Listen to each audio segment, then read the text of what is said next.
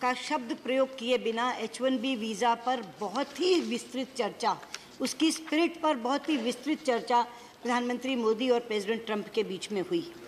और मुझे गर्व है ये कहते हुए कि प्रधानमंत्री मोदी राष्ट्रपति ट्रंप को ये स्वीकार करने में कामयाब हुए कि भारतीय स्किल्ड प्रोफेशनल्स अमेरिकी अर्थव्यवस्था की मजबूती में बहुत योगदान दे रहे हैं। उन्होंने उस योगदान को स्वीकारा। अभी आनंद शर्मा जी इससे पहले जीरो आवर में बोलते हुए इसी प्रश्न को कह रहे थे और कह रहे थे कि जॉइंट स्टेटमेंट में कोई जिक्र नहीं है। मैं कहना चाहूँगी कि शब्द ही इससे शुरू है, uploading the entrepreneurship and innovation of Indians and Indian Americans that have directly benefited both the Nations. अगर मैं वही कह रही हूँ प्लीज लेट हर फिनिश। आनंद भाई let her finish please। आनंद भाई, सभापति जी, मैंने किससे शुरू किया? H1B शब्द का प्रयोग किए बिना। आपकी बात मैं मान रही हूं कि H1B शब्द नहीं है। मैंने कब कहा कि H1B शब्द है? मैंने कहा H1B शब्द का प्रयोग किए बिना H1B की स्पिरिट पर बहुत विस्तृत चर्चा प्रधानमंत्री मोदी और राष्ट्रपति ट्रंप की हुई।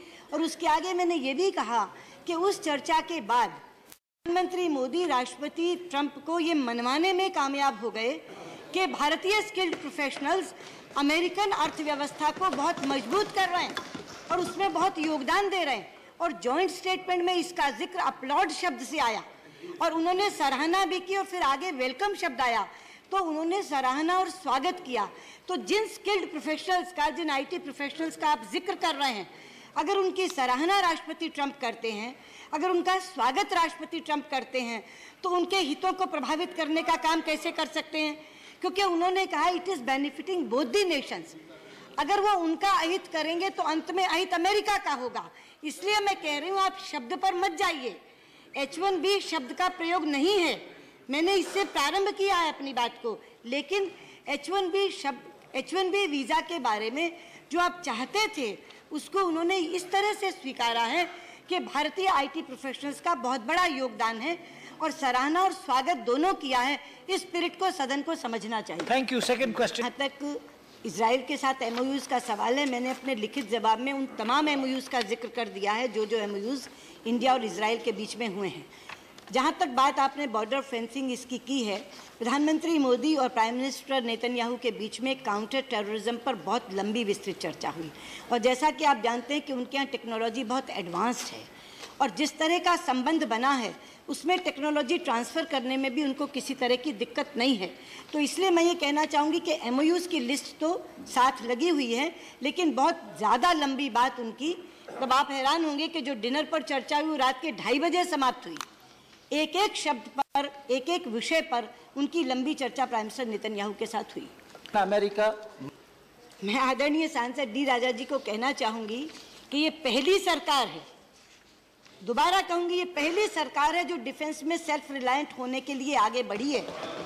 लगातार सरकारें रहीं, ऐसी सरकारें भी रहीं जिनको आप भी समर्थन देते रहे।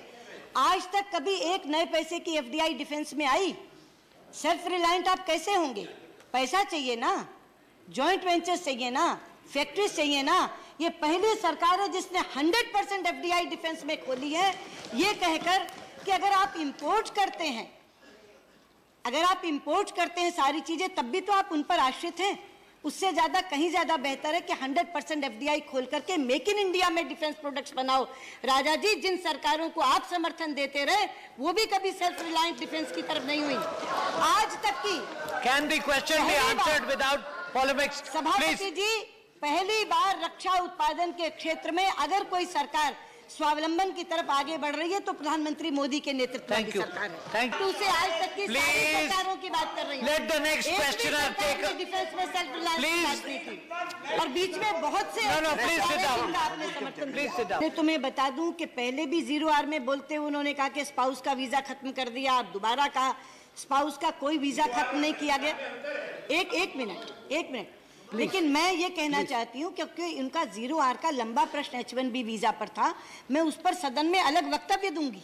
अभी मैं केवल प्रश्न के जवाब दे रही हूँ और उसमें बहुत से प्रश्न हैं।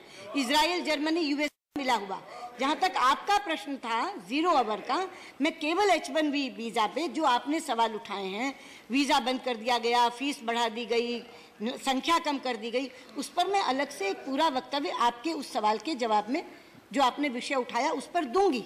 जहां तक रक्षा की बात है, आप जो बात कह रहे हैं, उन्होंने ये कहा कि आप सेल्फ रिलायंस की तरफ क्यों नहीं बढ़ रहे, और जो उन्होंने कहा कि हम इस सरकार को समर्थन नहीं दे रहे थे, मैंने कभी नहीं कहा आप इस सरकार को समर्थन दे रहे थे। मैंने कहा 52 से लेकर आज तक जितनी सरकारें हैं उनमें से कुछ सरकारें जिन्हें आप भी समर्थन दे रहे थे वो कभी सेल्फ रिलायंस की तरफ डिफेंस में नहीं बढ़ी।